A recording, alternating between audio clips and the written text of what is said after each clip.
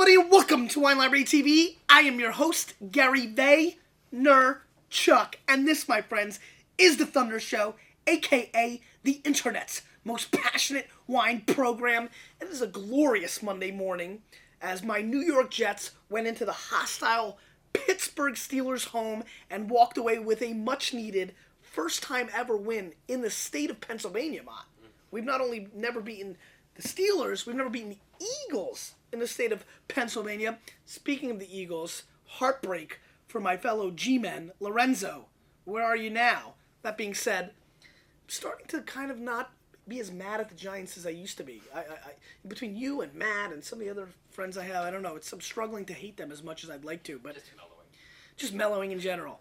I also want to address the fact that this December has been extremely spotty. I've been reading all the comments that I'm not committed or stretched too thin or all these various things, and I think that's super fair. There's been a series of circumstances, both business and personal related, that have created this to be one of the more sparse months of Wine Library TV's history, but I would find it grossly negligent to even consider my lack of commitment for something that I've done almost daily for 5 straight years, and I hope all the Vaniacs, thanks Matt for fixing it, I hope all the Vaniacs out there realize that I'm massively committed to the cause of expanding palates, entertaining around the wine subject, and I just want to give a big shout out and thank you to everybody who's sticking through, being patient with me.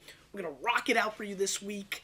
But yeah, I mean, life is going to jump in. Early January is going to be a little bit tough too because I'm going away with my family to see the in-laws, but I think 2011 is going to be a great year. And I've got some tricks up my sleeve, as you know, Matt. I've been working on something very, very, very, very big that will be creating interesting dynamics amongst this platform. But I want to thank everybody. I also want to address one other thing, which is that the secret pack that we've done for Christmas on the show is not happening this year, and the secret pack we sold on WineLibrary.com today has nothing to do with the secret pack that we usually do on this show that I would normally, review. That being said, if you're a wine consumer, you should take advantage of what we're doing. Mott, link that up. You guys should check that out, but I will not be tasting that on Christmas Eve or Christmas morning, so keep that in mind, though it is a ludicrous. And I think I've tasted some of the wines.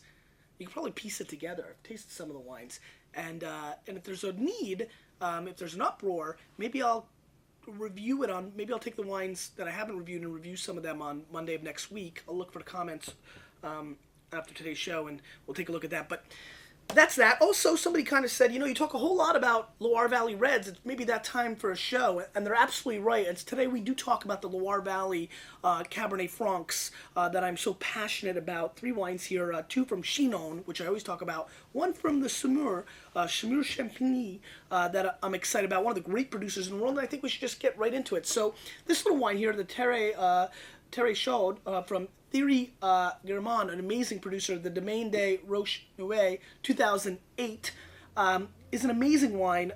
Thierry Guillemot is an amazingly passionate winemaker. This wine is biodynamic. It rolls in at $23 US.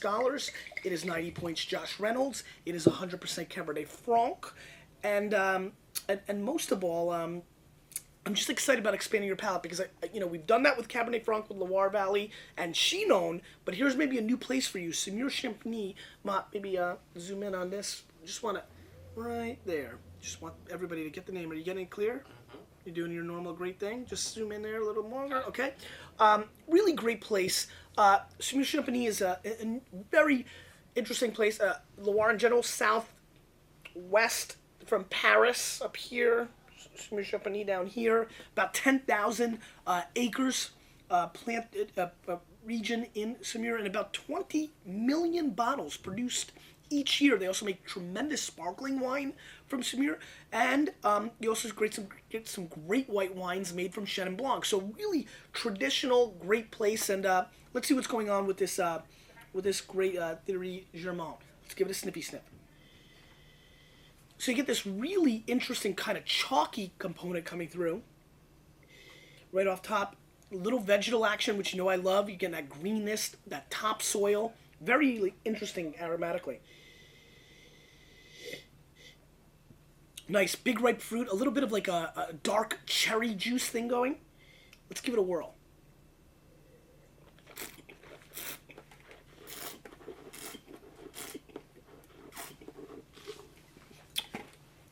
Nice. Ooh.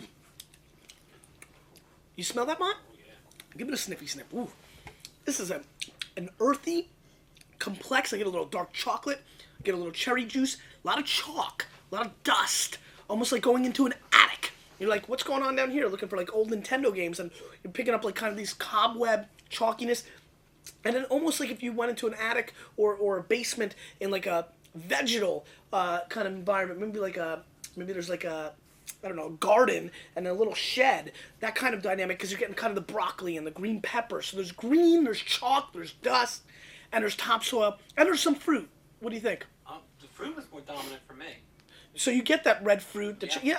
And for sure, I think I'm attracted to kind of some of the vegetal, chalky, earthy, topsoil things going on. But the cherry and the bright fruit and the strawberries are nice, and it's not bad. Mm-hmm. It's aggressive, though. The tannins are firm, and it's a very well-structured wine. I think Josh Reynolds is on point with this wine. This is definitely a 90-point caliber wine.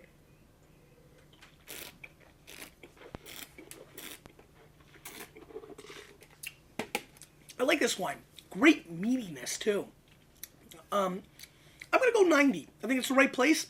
Listen, anytime the Jets beat the Steelers, all the wines are going to taste well, especially when you're talking about my favorite varietal, great Cabernet Franc. But I'm feeling this wine. It's a nice wine, 90 points, and $23. An amazing way for you to expand your palate, try something new maybe this holiday season that you've never had before. So that's a good little start. Let's move on. Mott. I mean, what the Eagles did. I mean, the Eagle fans need to come out and leave comments today. No, I don't. You want to punch them all in the face. No, I don't want to punch him in the face. Is Touche an Eagles fan? Doesn't he have a Eagles? Touche's an Eagles fan. He must He's be a good pumped. Eagles fan, though. You like him? I do like Touche. All right, so let's move on here.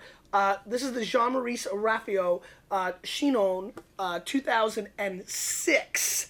And this is the Claude Capucin's 2006 Chinon. 92 points, Wine Spectator, $24 US. Now check this out.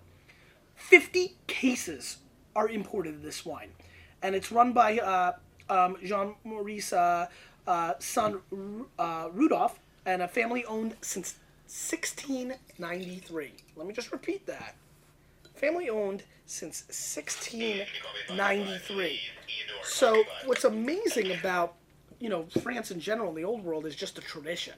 I mean, you think something's old school because it's from the 60s, 1960s. This is from the 16s, 1693. Really great color. Maybe take an extra look there. Beautiful little color there. Should be pointed out. Let's give it a sniffy sniff. Not as aromatically as exciting as the first wine, but still pretty stinky. This has a little bit more of that, this had topsoil, this has manure. So this is definitely clearly more like, a pig like farted kind of thing going on. Smoky, I get a little bit of like a smoky, gamey thing. So almost like maybe kind of like going and hunting and then cooking the animal on the spot over a fire. So you get a little bit of that kind of action. Less fruit on the nose as well. Whereas the strawberries and cherries kind of popped, this is a little bit more gamey. Let's give it a whirl.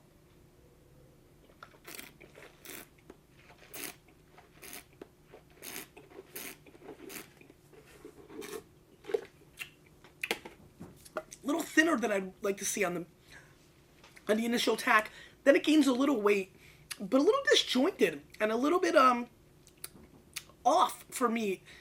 Wow, I really expected to adore this wine. I've been a big fan of this producer, and I even recall in the back of my mind tasting this wine 2 or 3 months ago. I wasn't sure, which is why I put it on the show, because I tend to not do wines I've tasted before. And I was kind of like, maybe not this one, maybe it was 04, it kind of reminded, but fond memories in general kind of veered off the fact that maybe I had the 06, and now I clearly don't think I had, unless it's evolved a lot over that 2 months ago when I had something. But again, I'm almost sure it was 04. This is kind of meh to me.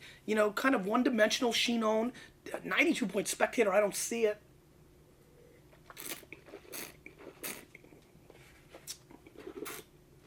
Could be my palate, but I'm in a good mood. Vegetables are not popping as much. Tannins are a little more bitter than I'd like to see at this point. And a little hollow in the mid-palate. I'm not getting a whole lot. And the characteristics are standard, but no extra pizzazz. I'm going to go 87 points on this and give it a pass. I'm sorry. And finally, let's It's one of the great producers of Chinon in the world. Great producer. Herlot, and this is the Heroic Chinon, 24 hectares, solely planted with Cabernet Franc, 60% limestone soil, 40%, what have we got here? Granite, yes, I thought. 35 U.S. bones, and I'm excited about this. This is, now, zoom in one more time on. It's a beautiful label. Herlot is the creme de la creme. $35 for a Chinon is pretty darn pricey. You're talking about one of the great producers in the world, so I'm really excited about this. Now, this is really green. Smell this. I mean, this is like taking snap peas, English peas, and just opening them up for like an hour. It's like a bowl of peas. Yeah. Green, right? Very. Broccoli, celery, that kind of stuff. Now, hold on, watch this. Now smell this. Not even going to test it. Even more green? Did it even open up more, or was it the same? Opens up. A little bit? A lot? A little bit. Let me see. Your nose is better than mine. It did definitely open up a little bit, but hold on, Matt. I can do this for you. And, you had a tough day yesterday. 28 points in the fourth quarter. So I'll just go ahead, sniffy sniff it now. See if it's opening up a little bit. Still the same? It may just need time. Yeah, it seems to be mellowing out, though. God, this is so green. So green. I think if you pick up the phone and then... Yeah, I got it. Yeah. So green. Cucumbers come to mind even. Just outrageously green vegetal flavors coming through on the nose.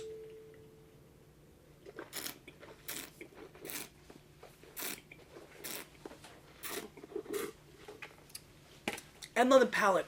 That being said, it's extremely creamy. And so I'm getting like an oaky, creamy thing going on. Almost like cherry wood, cedar. Almost like drinking. Imagine taking celery, green peas, cucumbers, and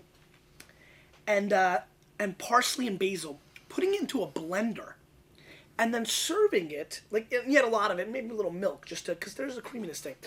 And then serving it in one of those wooden sake, cups. It's all wood, and it's very cedary. That's what this tastes like. And I'm not quite sure a lot of people would like that flavor profile, but that's really what's happening here. Outside of a hint of cranberry red fruit, this one is predominantly vegetables through and through, and I love that style. That is my style. That being said, the creaminess kind of brings an intensity that might even be just a hair too much for me. So it's almost like an imaginary blend of a more restrained Chinon and a California Cabernet Sauvignon.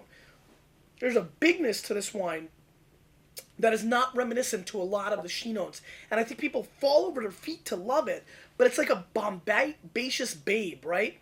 Like, a Barbie, nice looking gal. It's almost like Pamela Anderson. Not for everybody, right? Like there's, all right, not this year's Pamela Anderson mod. Rewind it to like 92.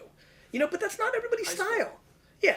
I mean, it's not everybody's style. And that's what this wine kind of, people are tripping over it, but I'm like, I don't know. I like more like that Natalie Portman kind of look. Like a little calm, like, So, I'm okay with this wine. I'm going to score 89 points, which I think is going to, for being one of America's most passionate and biggest advocates of Cabernet Franc from the Loire Valley, and coming off one of the biggest Jets regular season victories of all time, I would call this an out-and-out disappointing effort by these wines, especially from two producers that are legit.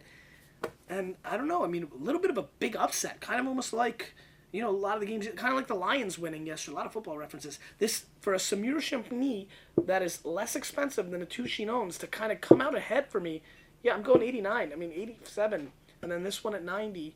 I'm sorry. They just, I couldn't get there with these two wines today. And I'm kind of baffled and curious. Maybe my palate's making a little move in a direction that I'm not aware of. Question of the day. It is 1 week, not even. Saturday is Christmas. A lot of people get together. Obviously, I'm Jewish, so not everybody celebrates it, but we all celebrate it. I love Christmas. One of my favorite days of the year. Let's do it nice and early. This way, a lot of the lurkers can come out and start the rotation now. Maybe lurkers. You know, a lot of you have watched the show, and I know mobile. This is what I'm getting from a lot of emails. A lot of you watch this on the iPad or on the iPhone or Hulu or YouTube, a lot of other platforms. Come to WineLibraryTV.com, register. Discuss is giving some trouble for some people as well, but let's leave a comment. If you're struggling with the comment section, which means you can't email in the comment section, go to Facebook.com/Gary Mott. Link that up. Leave me a comment. Let me know. A lot of you are on Facebook. Maybe we'll look at changing the comment section. I've read a lot of email in the last couple weeks. Maybe we have to look at Discuss, Mott. You gotta get off of IE6. Oh, it's the IE6 thing. You have to get off of IE6. That's what's going on. That's what it is. Well, we'll figure it out. We'll look at the IE6 stats. If IE6 still represents too much in traffic, maybe we'll have to address ourselves. Anyway, thank you so much. Hope I addressed some of the concerns of the spottiness lately. Interesting show. And the question of the day is, what wine are you looking to serve on Xmas?